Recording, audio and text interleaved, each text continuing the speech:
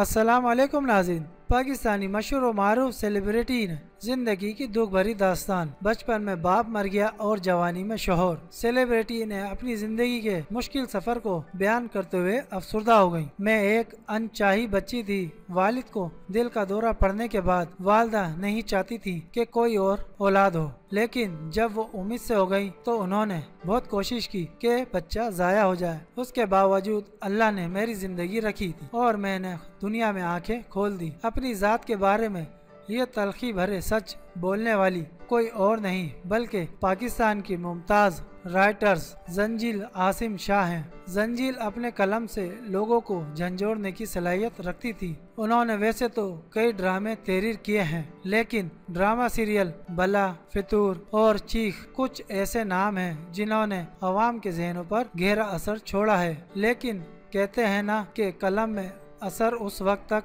पैदा नहीं होता जब तक लिखने वाला खुद तजर्बात की भट्टी से ना गुजरा हो। कुछ ऐसा ही हुआ जंजील के साथ, जिनकी जिंदगी कई उतार चढ़ाव से गुजरी और उनके कलम में इतनी ताकत भर दी कि वो सोचों को बदलने की सलाहियत रखता है। इस आर्टिकल में हम उनकी जाती जिंदगी के हवाले से बताएंगे आपको कुछ सच। जंजील ने बताया कि उनके वालिद दिल के मरीज हो गए थे, तो उनकी वालदा नहीं चाहती थी कि वो पैदा हों, लेकिन जब वो दुनिया में आ गईं तो वालिद को उनसे बहुत ज्यादा मोहब्बत हो गई। लेकिन जब वो 11 माह की हो गई तो उनके वालिद का इंतकाल हो गया और वालिद की फुप्पो और उनके बेटों ने जंजील को गोद ले लिया और नाजो ना से उन्हें पाला। जंजील कहती हैं कि उनके कलम में जो भी गहराई है वो उनकी फुफिया दादी अम्मा की मरहूम मिन्नत है। जंजील कहती हैं कि जब शोहर को अपनी बीमारी का पता चला और ये मालूम हुआ कि उनके पास जिंदगी बहुत कम रह गई है, तो उन्होंने खुद मुझे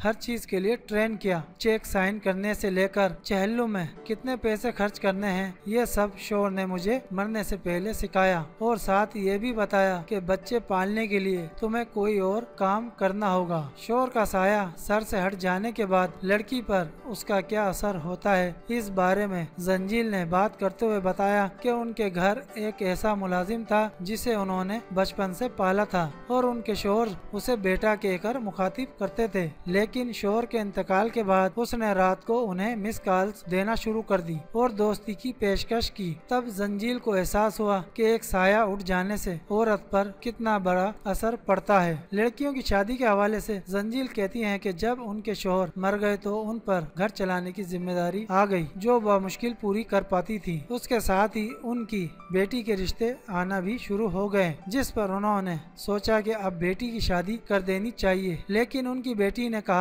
कि मम्मा, जिंदगी का भरोसा नहीं, हमें इस काबिल हो जाने दें कि किसी के मोहताज ना रहें, वरना जो आपके साथ हुआ वो हमारे साथ भी हो सकता है। अब मैं सोचती हूँ कि मेरी बेटी ने जो सोचा वो कितना सही था। मैं आज वालिदैन से यही कहती हूँ कि लड़कियों की जिंदगी का मकसद सिर्फ शादी करना नहीं होता, बल्कि इंसान की हैसियत से अपनी शनाख्त होना ज्यादा अहम है। तो नाज़रीन, नई वीडियो के साथ फिर मिलते हैं, जब तक के लिए अल्लाह हाफिज।